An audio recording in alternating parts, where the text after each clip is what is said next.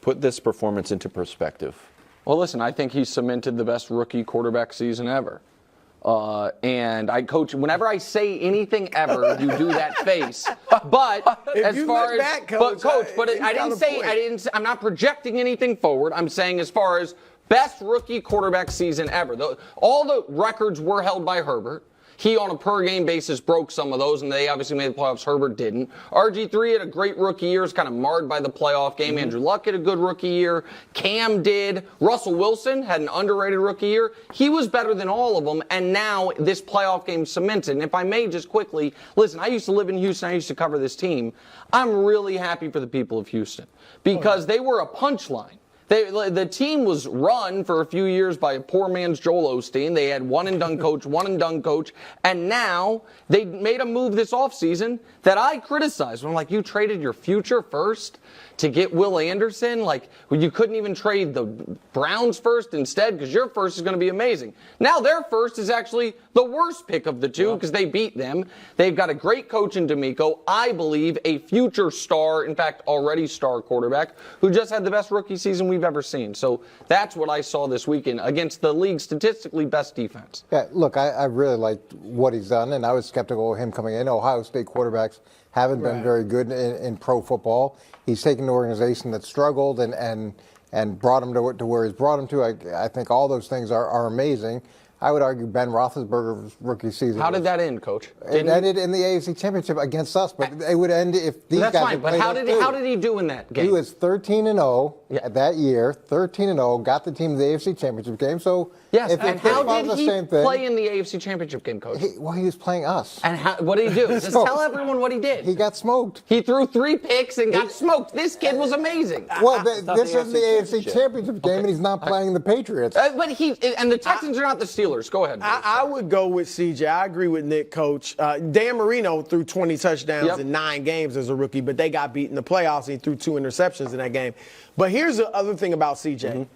He did it. Now, Nico Collins has emerged, but Nico Collins hadn't done much before CJ. Tank Dell looks like he could be good, and he's hurt now. The offensive line was kind of guys in and out with injuries. Like, he doesn't have a 1,000-yard rusher, even though Singletary's good, but, he doesn't have a 1,000-yard rusher. So he did it with he literally went to a bad franchise and made players better.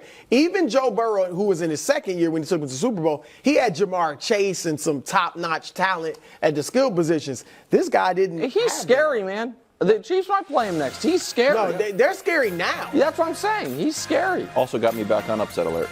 Oh, yeah. CJ. The reluctant upset alert. You didn't believe. The most reluctant upset alert ever. Just love him. I absolutely love him. Do you believe in the Lions? It's a Cinderella story. I mean, kind of. Right now, I think the biggest winners of the weekend were probably the Niners.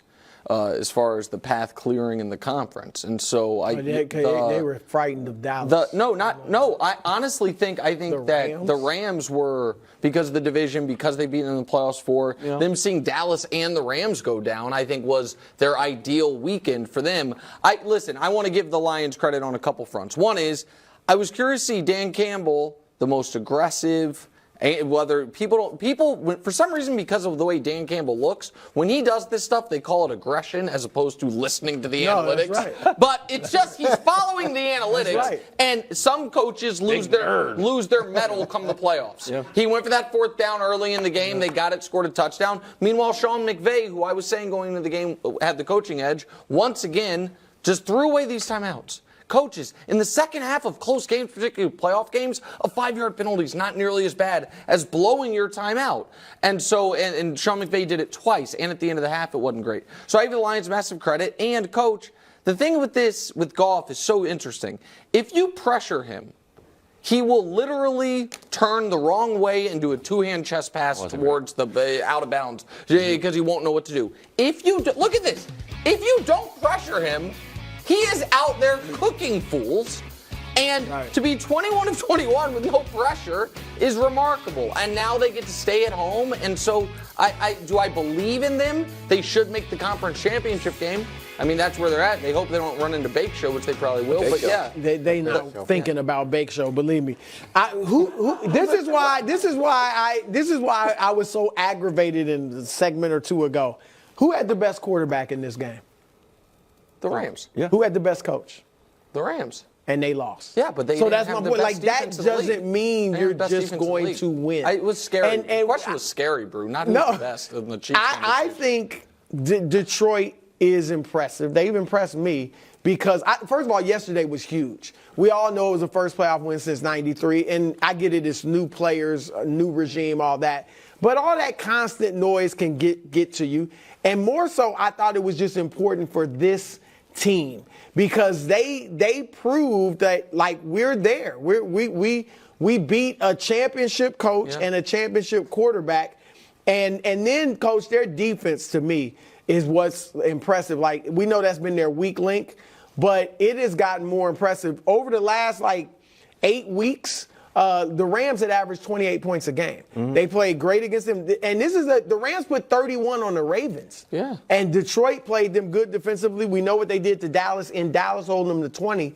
So their defensive improvement to go with that offense, which is well-balanced, run pass, I think they're strong. Yeah, I didn't like it when the NFL put them in the opening game, a team that hadn't made the playoffs, that kind of anointed them based off of how they finished last season. But yet the narrative continues, the story continues. They win the playoff game. Dallas loses. They get another playoff game. They've made some poor decisions that they've survived, like Sam Laporta getting hurt, but still being able to play this game. So sometimes it's better to be lucky than good. And they've got an element of that too.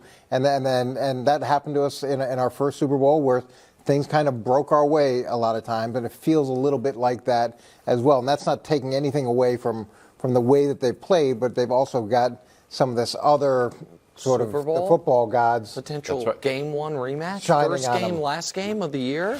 They've got the Lions, best- Chiefs. best vibes, though. Revenge spot. That's the vibes. The vibes in that locker room. Vibes are good. Vibes are good. Oh, look Big at Joe, this. speaking of being he's nervous. He is nervous. Have you watched the Dan Campbell game ball presentation?